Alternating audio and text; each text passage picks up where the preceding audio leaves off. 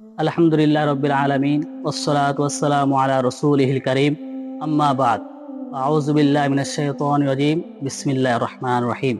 প্রিয় ইসলামী ভাইরা, আপনাদের কি প্রায় সময় বদ নজর লেগে থাকে?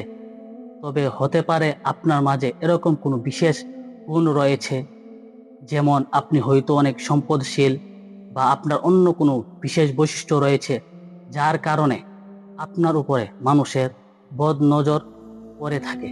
তবে ঘাবড়াবেন না, বদ নজর থেকে সুরক্ষার একটি অত্যন্ত কার্যকরী আমল জেনে নিন।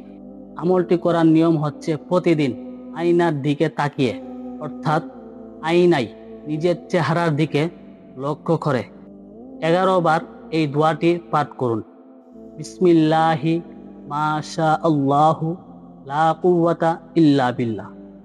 বিসমিল্লাহি মাশা আল্লাহু লা কুওয়াতা ইল্লা বিল্লাহ। আমলটি শুরুতে এবং শেষে একবার দুরূদ শরীফ পাঠ করে নিন। এই আমলটির বরকতে আপনি বদ নজর কুপ্রভাব থেকে সুরক্ষা থাকবেন ইনশাআল্লাহুল কারীম। তবে মনে রাখবেন, এই আমলটি প্রতিদিন করতে হবে।